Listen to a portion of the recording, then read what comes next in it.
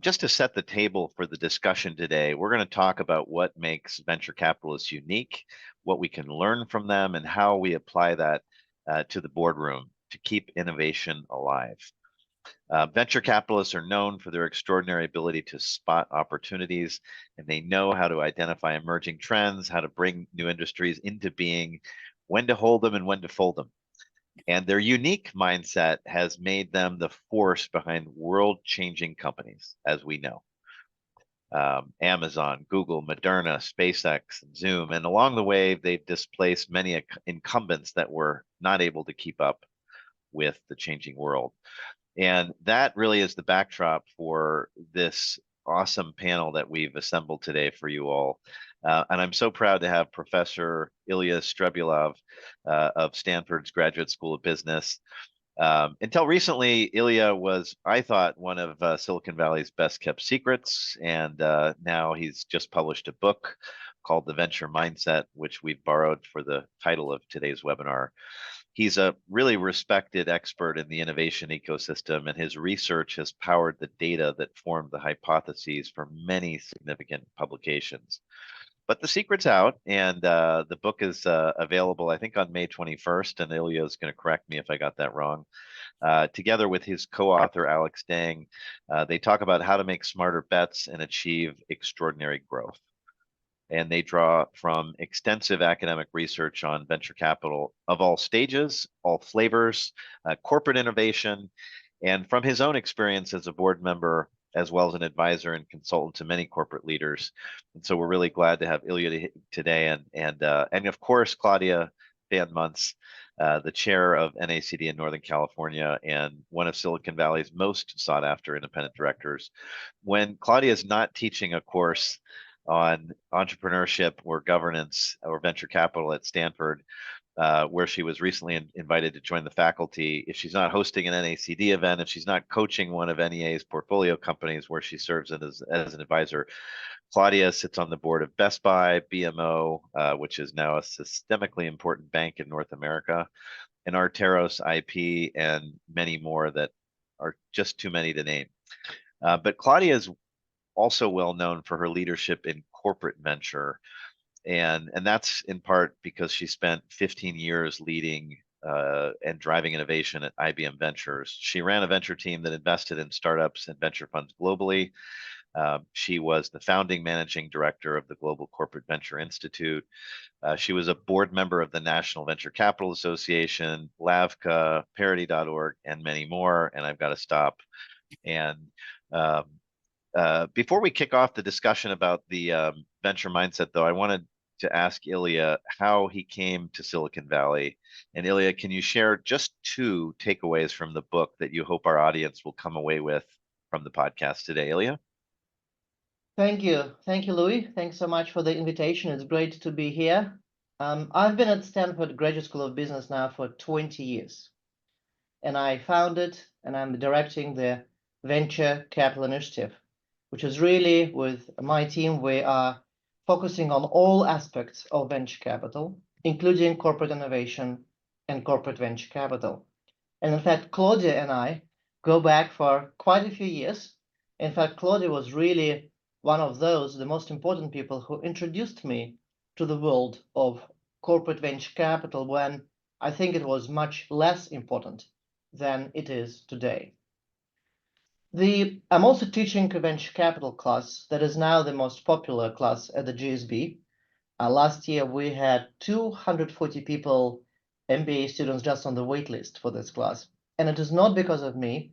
It is really because venture is such an amazing topic. We have both founders. I have more than 400 students who graduated from my class and became founders, and more than 200 students who graduated and became venture capitalists, corporate venture capitalists, private equity fund managers. This is such a topic that is central to what's happening at the business school in Silicon Valley, but more and more throughout the world. And the reason I wrote the book, The Venture Mindset, is because I think that it's really important for everybody, and specifically for corporate directors, and I'll touch on this later on, to understand that the world of innovation and the world of discussions about innovations and actions that people take changing dramatically. And so what I used to teach for now more than 10 years at Stanford, I really would like to bring to everybody, and specifically so to corporate decision makers. So what is the venture mindset?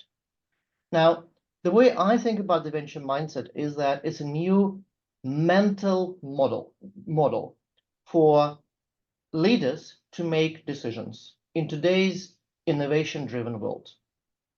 And specifically, I think types of innovation where there's a lot of disruption happening, okay?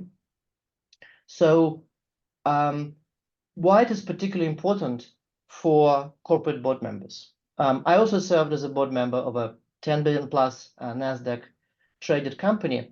And one of the reasons I was asked to become a board member is exactly to bring the Silicon Valley venture mindset to the board discussions and to the senior management. And I saw first place how to apply all those principles that I researched, developed, taught my students to the boardroom. Now, Lou, you asked me to share a couple of takeaways. Two. So, two, okay. Well, professors tend to violate the rule. so maybe I'll share three, okay, but promise no more than three at this point. First of all, the venture mindset is organized as 9 distinct principles. And let me share 3 of them very, very briefly. And for each of them, I'll try also to provide some kind of little story. The first one is, and the one that I think is critically important for especially non-executive board members, is think long and support this with metrics. So let me right now go and unpack the first principle. When I observe the life of public companies, senior management, for obvious reasons, tend to concentrate on short-term focus, quarterly earnings calls, quarterly or annual 10Ks, and so on, okay? If we go to the world of venture capitalists think, in fact, on the opposite. They don't really care about quarterly revenue. Well, many startups don't have quarterly revenue to start with.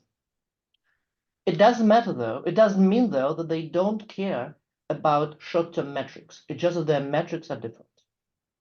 But they do care about long-term vision. In fact, and I think that is a very interesting and cool fact, one of the most famous venture capital firms in Silicon Valley, Sequoia, the reason why it is named Sequoia by the founder, Don Valentine, many, many years ago, is because Sequoia, of course, is a California tree that first tends to be really, really, really long-term. It ages very slowly, matures and blossoms. But second, it takes many years to mature, to start blossoming. And that was the reason behind Don Valentine's naming venture capital firm Sequoia.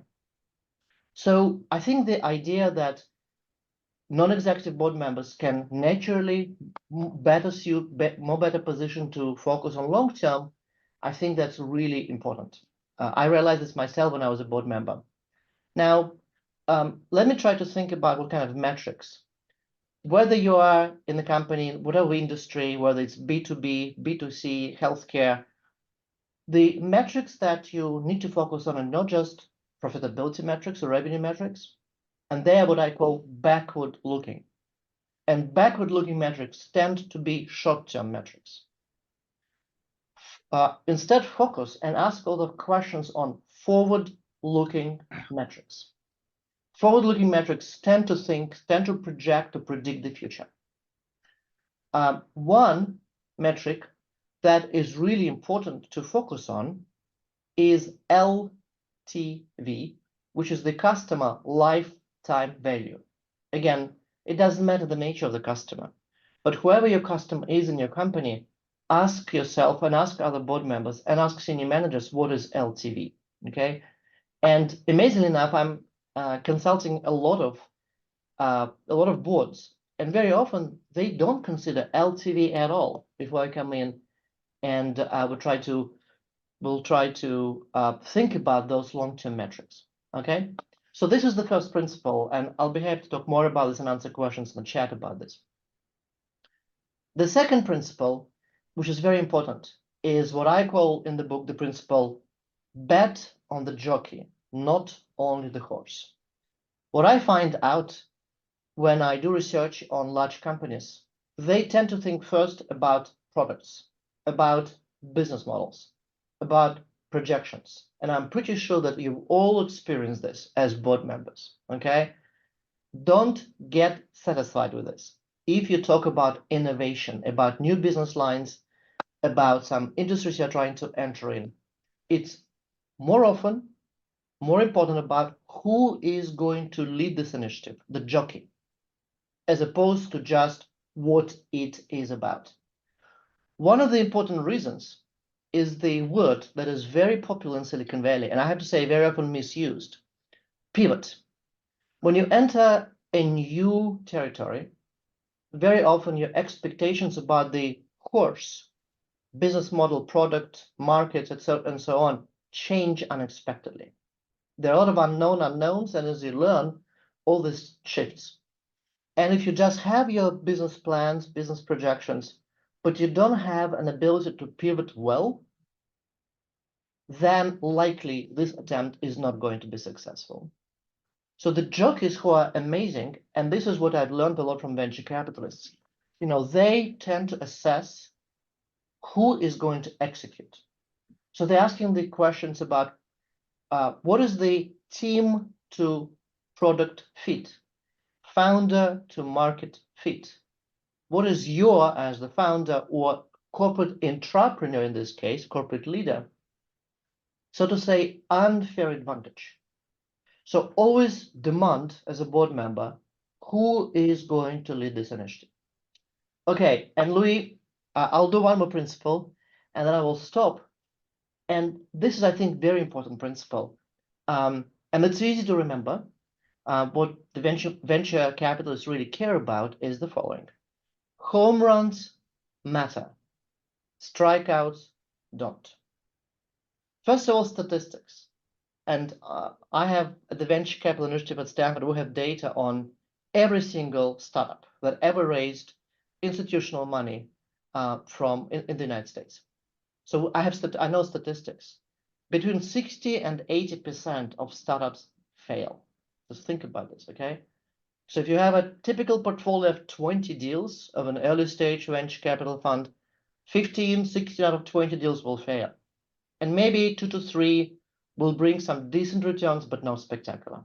And then there's going to be maybe one home run, one investment that will return 100x, 1000x, sometimes 5000x, that will change the entire game. And at this point, I'm often asked, is it luck? And it is not luck. So my research suggests, in fact, that it is not luck. And here is the easy way to remember this. If you buy a lottery ticket and win a jackpot, it's luck. If you buy another lottery ticket next week and again win a jackpot, it's a skill. It's no longer luck. So that's what's happening with successful venture capitalists who follow the venture-minded principles. They're getting home run again and again and again. And one of the, I think, challenges in the corporate boardrooms and the senior management is exactly the actions, the decision-making processes that lead you to catch home runs are different from the process that lead you to catch just normal return projects, okay, normal ROI. And this is what I devote actually a lot of time when I teach students, in the book, when I talk to senior leaders, is about how to catch home runs. Louis. One more question, Ilya, before we pivot off. How did you come from wherever you came from to Stanford? That's a great question. So I was born in the Soviet Union, that country that no longer exists. And I think in many ways, I had to become venture-minded just to survive in the interesting socialistic society. But I wanted to be an academic early on. And after graduating from Moscow State in the degree of math and economics, I went to London. I did my PhD in finance at the London Business School, and then I came to Stanford straight away. And what is really interesting, and that's a cool fact, when I came to Stanford exactly 20 years ago in 2004, I was a young, naive assistant professor of finance. I did not know what venture capital was at all. It was not taught in any PhD program, Louis, in any. Because nobody cared about venture capital and academic finance. I came to Stanford. It was the best. It still is the best finance department in the world. Not a single finance professor knew or cared about venture capital. And also, I didn't know anything about it. And then from very early days, my kind of difference was I cared about my students. And so I talked a lot to my students outside the classroom, and then I followed them and I kept in touch with them. And I realized many of them become founders and many of them become venture capitalists, and they don't make decisions the way we teach them in our finance classes. Like they violate basic finance rules. And so I became intrigued by that, and I started studying how venture capitalists make decisions. That was my entry point, so to say, into the world of venture capital, and then I realized they make decisions very differently. And so I started studying this, and then I moved to the world of corporate innovation and corporate venture. So Ilya, I think you have an upcoming publication coming out on unicorns. And what percentage of unicorns are born outside the United States versus inside? I do have. In fact, if you Google unicorn report venture mindset, the first link is going to be that report. So first of all, we track every single unicorn that became a unicorn in the United States. And in fact, now, Louis, we have expanded to global unicorns. So very soon I will have data about every single unicorn around the globe. And we will, U.S. unicorns, percentage of foreign founders. It's about 35%. So Well, a little bit more than a third. Well, we have the unicorn professor and we have the unicorn director, Claudia Van Munce, with us today. And Claudia, your background is just as fascinating as Ilya's. Tell us about your journey to Silicon Valley via Taipei and Sao Paulo. You're one of the most interesting people with the most interesting backgrounds I know. And tell us one thing about Ilya's book that you agree with. And then I really want you to try and tell me one thing that you think one thing Ilya got wrong. Try this, Claudia. And wow, and how do strikeouts not matter? I mean, that's the first thing I want to argue about, but I'll leave that to you, Claudia. Absolutely. Oh, thank you. I mean, first of all, Ilya is super modest. I mean, none of us get 200 wait lists for our classes. His is absolutely the exception, not the norm, even amongst all the entrepreneur and venture capital classes at GSB. And, you know, just this incredible passion that he has about the topic, draw all the students to take his class as a must take. I actually came here, like many people in this valley. You get to come here for graduate school because you admire the university in the United States. So from Brazil, from Taiwan, where I was born, I grew up in Brazil, and after college, I was here. And with the 2 suitcases, thinking that I was going to get my degree and go home. Of course, that is 40 some years ago. And worked for IBM for 30 years. And the interesting thing about my 30-year career with IBM is I was always on the sort of a front-end innovation part of IBM. I was, you know, in the R&D when I first joined the company. I was a computer scientist working in the research lab. I was then, you know, the head of the commercialization and licensing for IBM research lab. I moved on to be vice president of the corporate strategy and managing director of the corporate venture, and then, you know, vice president of corporate development, M&A. So in some way, you know, my interesting career, even though is kind of outlier these days, especially to the student, to say you spend 30 years with one company, they think you're totally, you know, totally not marketable if you have to stick around that long. But the truth of the factor is, it is a very exciting place to be, to try to help a large corporation innovate. At the same time, it's very challenging, as you can imagine. The process, the culture is not really, you know, enabling the large corporation to a lot of things that Ilya talks about in his book.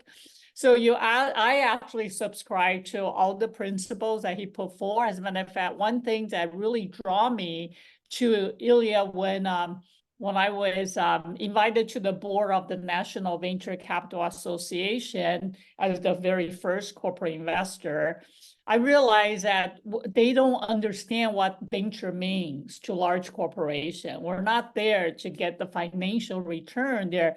I was a part of a $100 billion revenue a year company. Whatever return I get will be rounding error, on the balance book. But so I actually reached out to Ilya. I heard this professor at GSB that was very data driven. Everything he says has the data behind it. Of course, as an engineer, that was a very important aspect for me because I don't need people pontificating about every subject as people often do.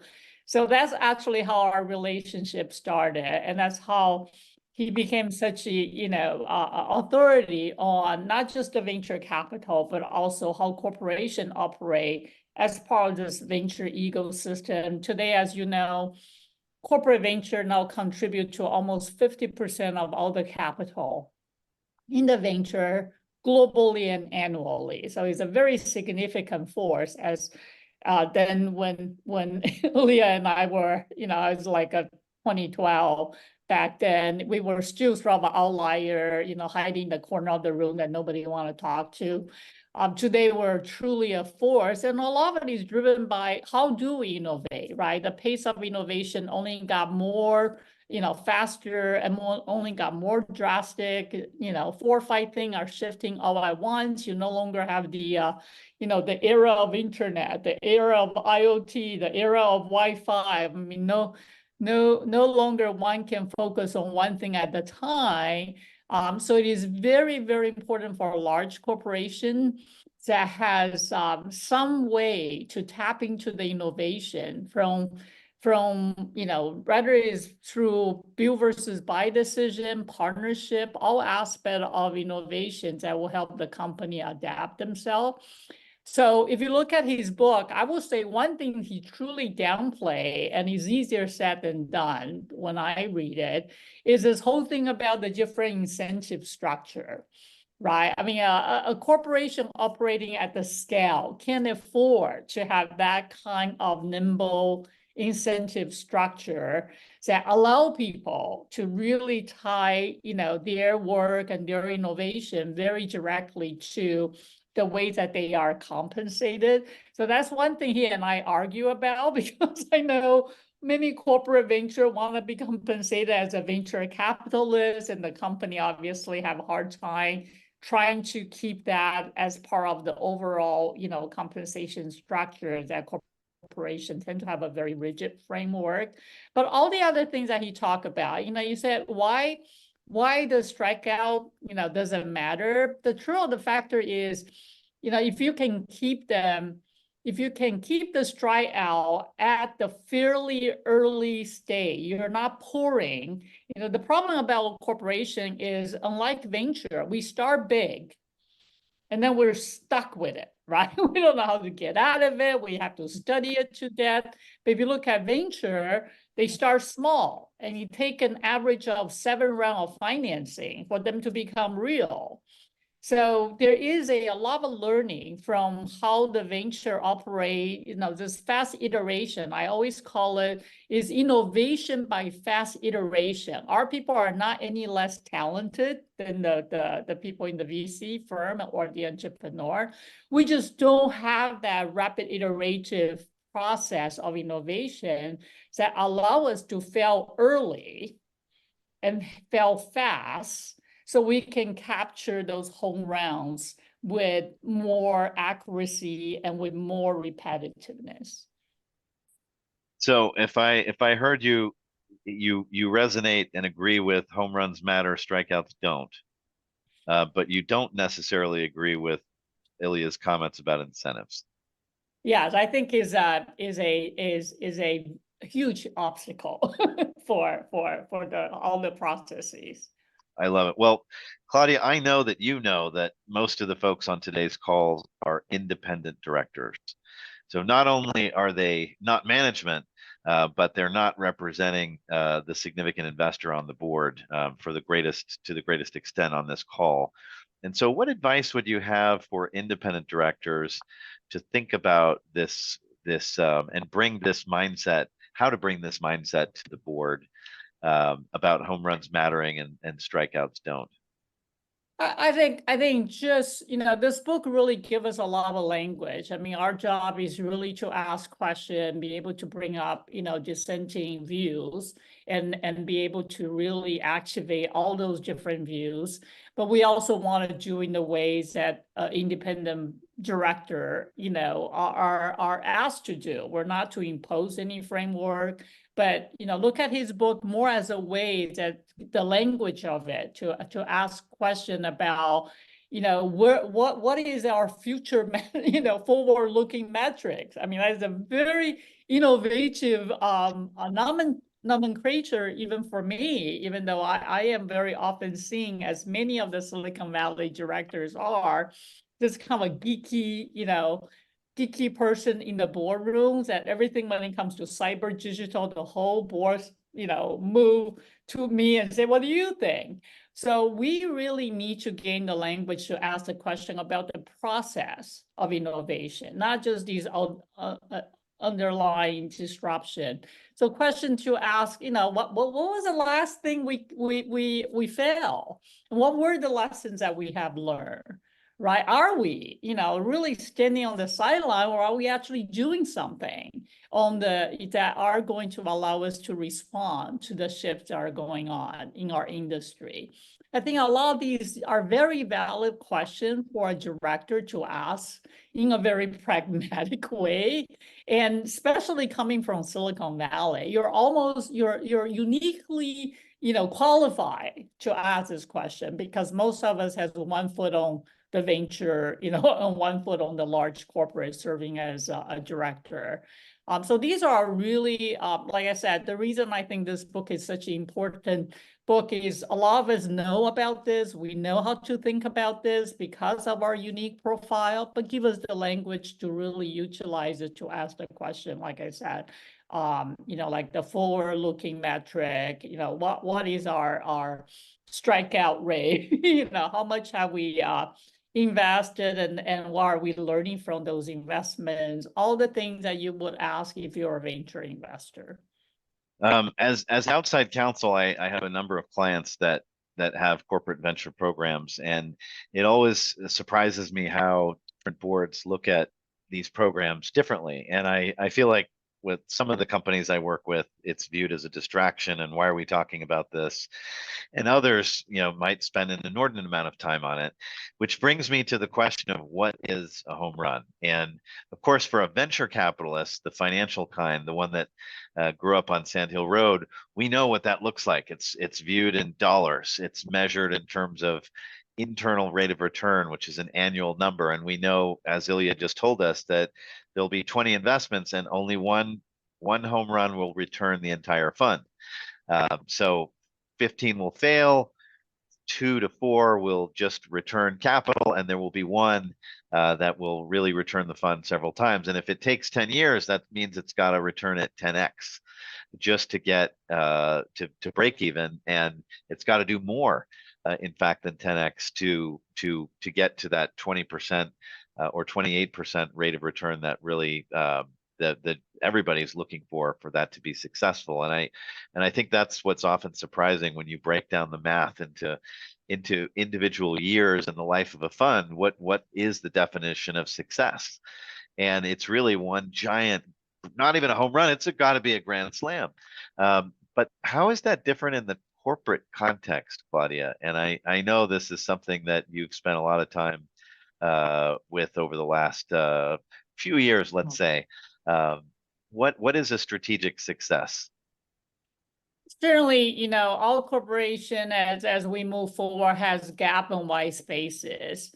And the success can be, first and foremost, just the information, right? Are we making decision based on valid information? As Ilya talked about, are we looking outside of our four walls, right? Are we looking at the spectrum of innovations that are happening in the venture, in the university? I mean, are we making informed decision, rather than just putting the blinders on and sticking with our own portfolio of product and services until we are disrupted by somebody else that will take over? As a matter of fact, some of the stats that you will see, and I know this by heart because IBM celebrated 100-year just before I retire.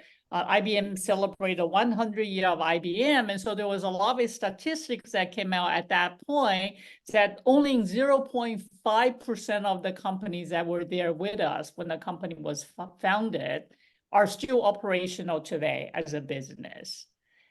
So it's sort of really make you realize that, wow, it is not an easy thing to just survive. I mean, just like insolvency for a venture-backed company, extinction is real for a corporation as well.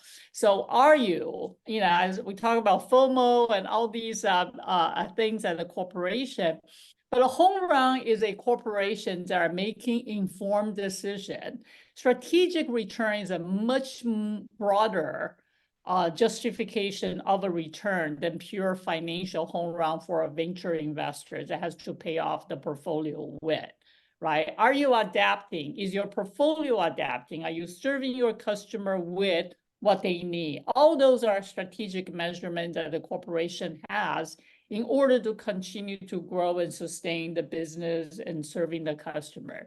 So, for us, that is, when I was with IBM, the board doesn't want to know about the financial aspect of the corporate venture. They want to know how many companies have we, deployed their technology so our integrated stack can be innovative, can have the latest technology incorporated. They want to know how many acquisitions we have done so we can be on the leading edge of the solution we deliver to our client.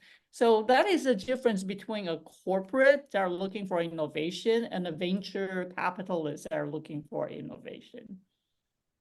Ilya, you were looking to jump in. Yes, well, first of all, thank you, Louis. First of all, let me comment on something that is very important that Claudia said about incentives. So I think Claudia and I fully agree on the importance of incentives. In fact, one of the principles in the venture mindset is make the pie bigger, or the importance of incentives. Let me just give you a couple of examples about how incentives are important. They're not about corporate or maybe venture capital, but I think they're very telling. One story that I really love is that in the beginning of the 20th century, the French colonial administrators in Hanoi, now Vietnam, had an epidemic of rats. There were a lot of rats. So their solution was very simple. They would pay 1 penny for each tail that was brought to them. Each rat tail will get 1 penny. So what happened was that in 12 months, the number of rats multiplied. In fact, I believe increased 20 times. Why? Because they provided incentives. So in fact, it turns out to be that in about 20 miles outside Hanoi, there were rat farms where rats were bred, and of course their tails were cut off, okay? But the rats were not killed. So if you provide incentives drive behavior, if you provide wrong incentives, you will get wrong results. Getting closer to our times, there's one research that I absolutely love, and I actually think every single corporate board member and every single senior manager, senior executive should know about. It's an Italian research project where 2 or 3 Italian professors looked at 1,800 Italian managers in medium-size and large-size Italian trade and service firms, okay? It was about 15 years ago. And they offered those managers 2 types of incentives. One was a fixed salary. Another one was some powerful incentives to try new things. Powerful incentives means that if you try a new thing, it's going to work out, you will get a fraction of future value, fraction of future profits. So I believe it was about 10 or 15% of the future profits. And it turned out, and that is really an important result, is that incentives drive behavior. Those managers who by nature more risk averse, as confirmed by research, chose to work for a fixed salary. Those who are more risk tolerant, more creative, they gravitated to firms that offered those incentives. So what happens was what we call in the academia self-selection. I think self-selection is very powerful. If you offer wrong incentives, you either will get bad results or you will get different type of people.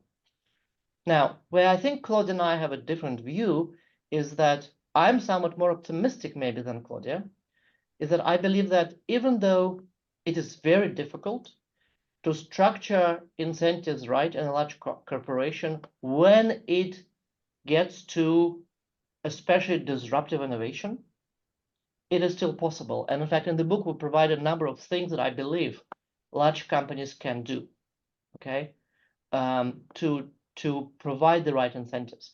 But I think as a board member, you have to ask yourself whether without the right incentives that you provide, especially your senior executives, and especially those who are in charge of trying out new things, whether you will get the right people or you will get the right results. Okay, so I think that is very important. And Louis, let me make another observation. So both Claudia and I and you and everybody else were using the word innovation. And I think that we have to be careful with this, because the word innovation means different things. Innovation means first what I call incremental innovation, step-by-step innovation, or marginal innovation. And typically large corporations are pretty good at this type of innovations. So examples would be, so I use Gillette blade to shave myself, okay? And Gillette blades, every single year Gillette is going to make a new blade, making sure that I will buy a new blade. That is innovation, but that's incremental innovation. It doesn't mean, by the way, that it's costless. By the way, Procter & Gamble, the owner of Gillette, they employ, this is one of my favorite statistics, they employ more PhDs than Stanford, MIT, and Harvard combined. So this innovation, of course, requires a lot of resources as well. Or even Intel, when Intel builds a new fab, it might spend $40 billion. It's actually incremental innovation in many ways, because it is the same business model, it is the same customer, and it is the same relationship with your customer. And then we have disruptive innovation. And disruptive innovation does not need to be technological. Even though more often than not it is. It does not need to be. It's either a different business model of the industry, it's a different customer, or it's a different relationship with the customer, or all three. An example of a non-technological disruptive innovation is Starbucks. Before Starbucks came about, there were no coffee chains. So we may agree or disagree on the quality of Starbucks coffee relative to the coffee around the corner, but Starbucks was the first to implement a nationwide coffee chain with a completely different business model, with a completely different relationship with the customer. That is an example of disruptive innovation. And I think you, as not board members, have to think a lot about what is good for incremental innovation and what is good for the disruptive innovation, or how to ask questions about disruptive innovation. And talking about corporate venture, for example, and I hope Claudia will agree with me, is that when corporate venture strategy or corporate venture mandate is about what I call adjacent, so that helping the existing business lines, that is more incremental innovation. And then the goals are very different. But if the mandate, strategic mandate, is about find that disruption, find that startup that might kill our business, or find a completely new line of business where we can be very good, then it is disruptive innovation, and the approach should be completely different. Well, What I that's very a often see, and I looked at, my team and I went and looked into hundreds of corporate venture units, how they're designed. Very often I see that there's one strategic mandate, and the design is the one that does not fit. There is really a bad fit. And as a result of that, many corporate venture units that otherwise would have a chance to be very successful, they're not very successful. Ilya, when would you recommend that a corporate venture and innovation group be inside the company versus outside the company? That is a great question. And one way to think about this is go back to my previous question, which is what is the strategic mandate? And I feel that the strategic mandate is really to help the existing business units. Then it is okay for corporate venture often to be inside. One exception being is that when the industry is undergoing dramatic changes. An example right now would be automobile industry, mobility industry more generally. If you're a board member of a mobility kind of industry company and you have a corporate venture, more likely than not, corporate venture will be in Silicon Valley, not in wherever you have your factories. But in other industries, it's okay to have corporate venture inside. But whenever you're talking about anything disruptive, then I think it is the right strategy to position the corporate venture unit outside. And when I say outside, I don't really mean by this just legal structure or just compensation. I mean, give this unit more autonomy to make decisions. Specific example is that when we studied corporate venture units, for every single one of them, we identified how actually they make decisions. So how their investment committee is structured. And most of them have investment committees that are filled with corporate executives. CFO, CTO, president of business units, and so on. And again, if the goal is to help your businesses, that's okay. But if the goal is to find something new, something that is potentially exciting but also dangerous, then having the investment committee in your headquarters that has much more money at stake right now, thinking about whether to invest or not to invest $3 or $5 million in a specific startup 3,000 miles away is not a good idea. Is not a good idea. So I think that would be the summary of my approach. I'm going to switch back to Claudia. And Claudia, as you know, often independent directors are viewed in Silicon Valley as the tech nerds or the geeks on the board. And they already risk being put in a silo for any kind of discussions on digital or AI or cyber that the rest of the board doesn't want to spend time on. But the geeks also have a strong voice to lead the discussion on innovation, technology, and business models. And I wanted to get you to share some advice with the directors here on this call about how to help drive the process of innovation. And Ilya, I'd like to know if any of your academic research talks about the process of innovation. But Claudia, do you want to take that one?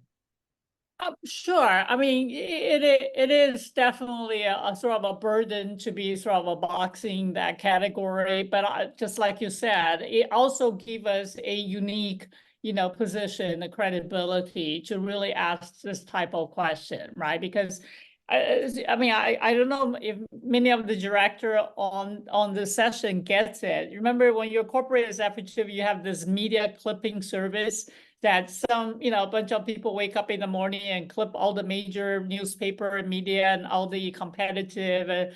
I asked the question, are we clipping on any kind of young, innovative, startup that get the next funding or has reached the next milestone or M&A? And usually none of that is part of. So it's very much of a not looking forward type of mentality. So I think, as you move forward, do they even know? A lot of the questions that I get asked, if they just take a look at some of the CB Insight, PitchBook, all these databases that we all use, the answer is there. How many companies, at what stages are they being invested in the type of innovation that matters to that corporation? I asked the company I'm on the board, do you leverage that? Do you know how many bets are being placed in adjacent market that we care about, and how mature are those bets? Who are betting? Who are the one putting the money behind those bets? Are these, the dumb monies, or are these really valid people that, like you said earlier, that really know how to pick? Right? So you got to make that information available to the company as they define their own growth strategy, as they make their build versus buy decision. And I think that the director can ask those questions. Do we know what momentum is behind AI for education, right? For online training, for, hiring, are we leveraging any of that for engineering development? There's a very, very, very many directors here are engineers like me. The AI has transformed the efficiency of engineering and software development. So the question is, do you are even aware of what is going on? What kind of new platforms available to us? So my thing is, as the unique position we have, to start asking those type of questions will help the company to start thinking about incorporating those type of information. Just like the clipping service that has every, competitor move and every market macro economist statements on whatever the industry you're part of, that needs to be part of your, information base to make your decisions. And building on that, Ilya, in your book, you talk about asking management for a heat map of those adjacencies. Tell us what that is. Yes. Thank you, Louis. I think, first of all, I agree with Claudia about, I would say even further more than it's really responsibilities of corporate board members to drive this, because you have an advantage that you're an outsider. You know a lot about the company, but you're an outsider.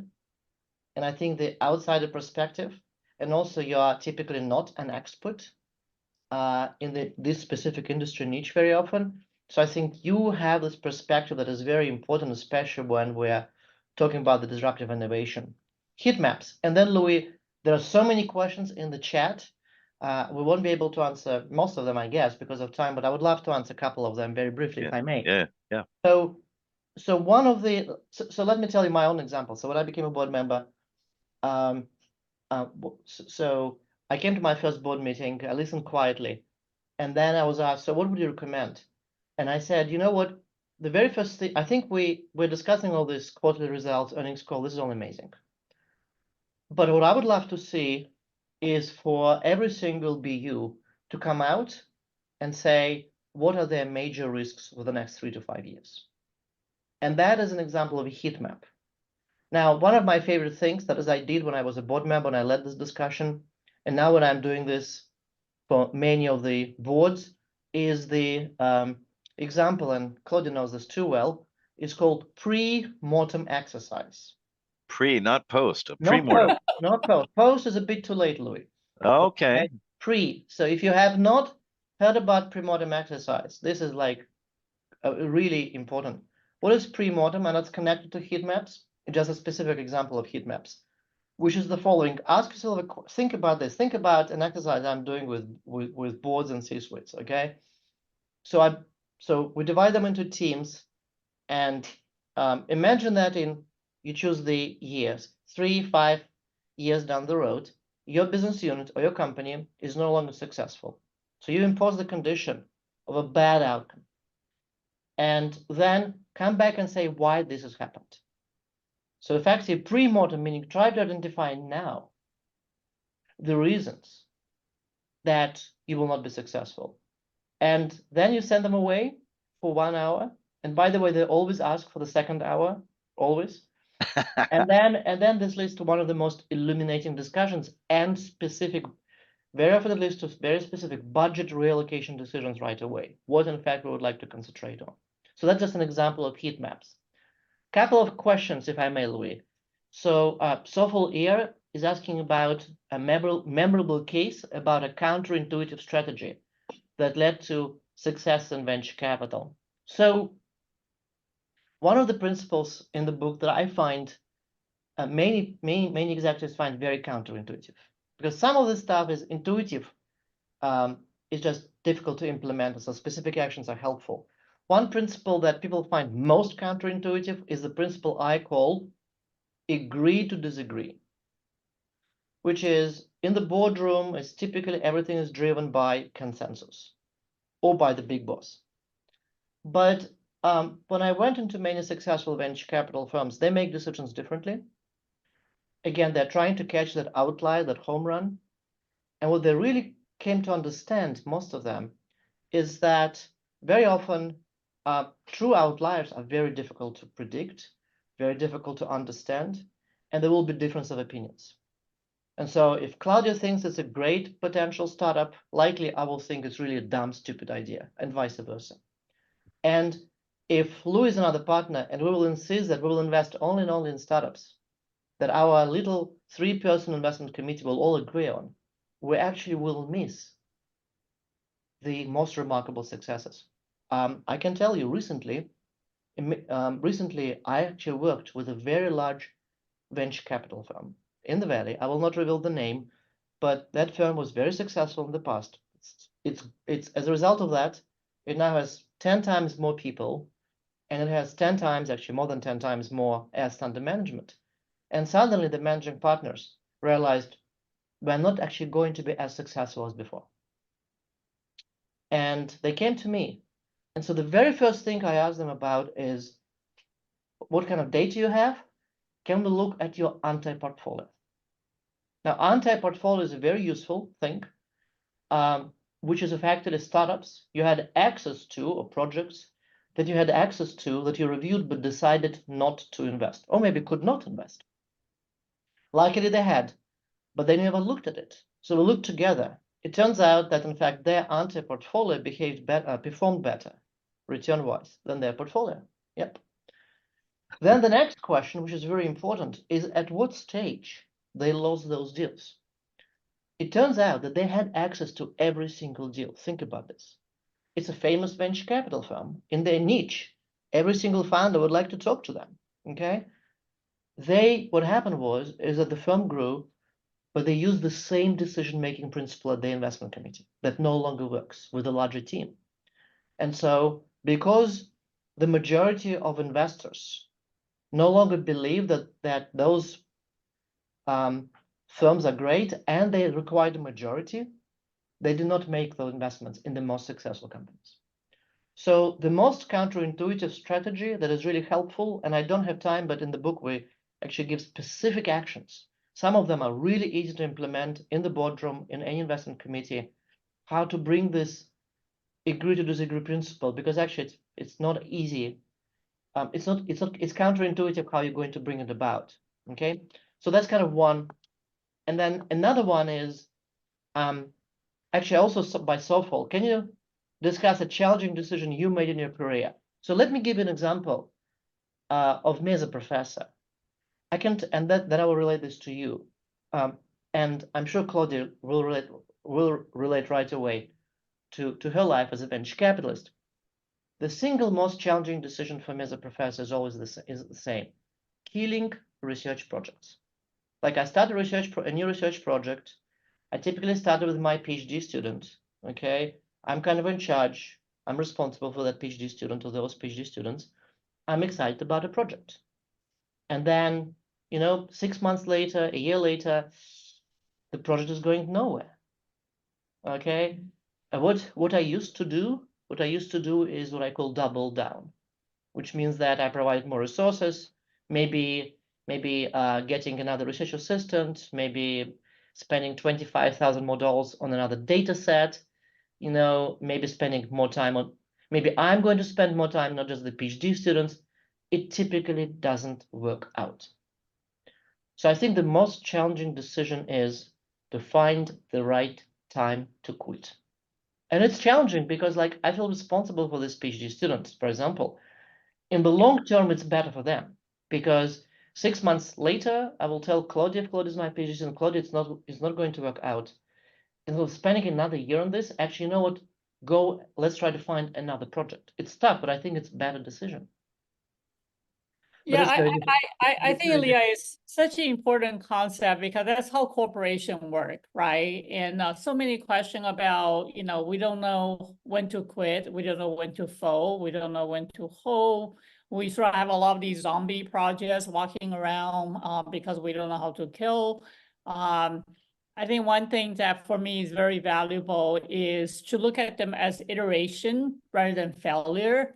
Because that's how, as you know, startup look at them, right? They will pivot from wherever they are to get to the product market fit without looking at these stages as potential failure. And I think how you describe is exactly, what we need to encourage the director to introduce, to look at these, if you're not playing the game and you're standing on the sideline, you're not learning to get to that product market fit ever, right?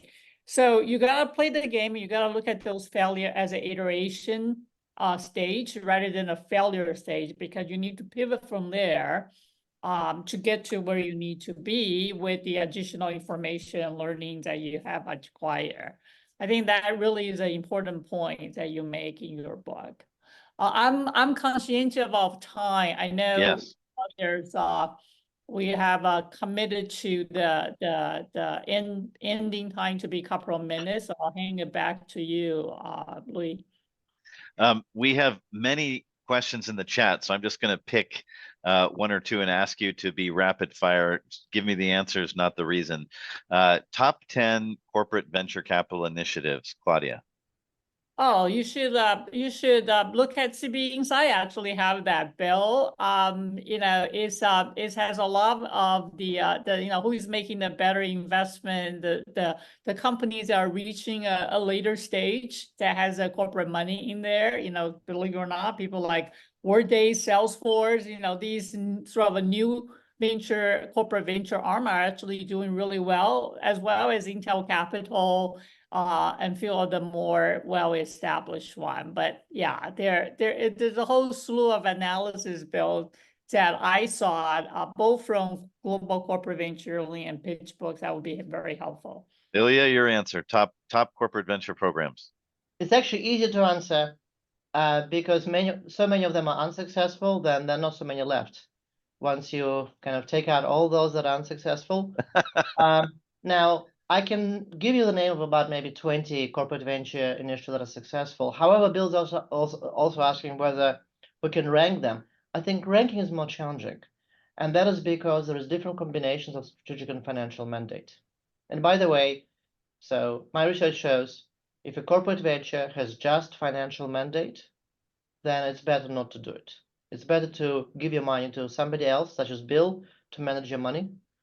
Yeah. Okay. Give it to a real VCs that know how Right. to eat pure financial returns. Right.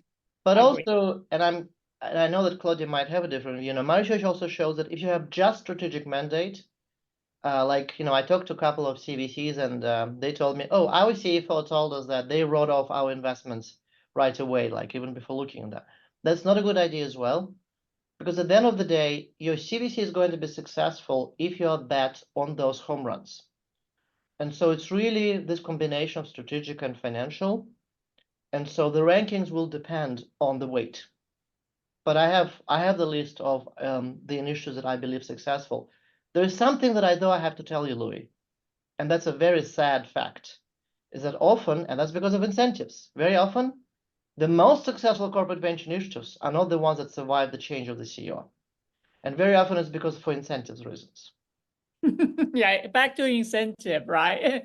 But Louis, I mean, for the conversation, we really think this director that we have are the ones that can really change the culture of how corporations deal with innovation by leading this kind of a conversation in the boardroom using the language that we provide. If you look at, a lot of questions that came in, if you look at the culture, obviously the huge inhibitor, compensation, everything else. If you look at the Blue Ribbon report, right, that was led by Oscar, we have Lori and Sunita are both member of that committee. The high performing board is supposed to activate all the dissenting views in the boardroom, right? And I think it's up to us to really bring the view of, the Silicon Valley, the rapid iteration, the venture mindset. Those are really the views that we are uniquely qualified to activate. Perfect ending. Perfect ending. Right there, Claudia, you hit it. Thank you so much, Claudia and Ilya. I have written up a detailed list of these takeaways, which I will circulate on a blog post. But it started with thinking long, to metrics, to incentives, agreeing to disagree. Just great stuff, and I couldn't recommend the book more. I unfortunately, well, unlike most people, I have an advanced copy of it. Thank you, Ilya. I'm really enjoying it. You told your assistant to buy 100 copies to give to everybody. Exactly. Thank you so much. Lisa, back to you. Thank you, everybody. Thank you so much. We really appreciate everybody being here today and look forward to seeing you at a program very soon.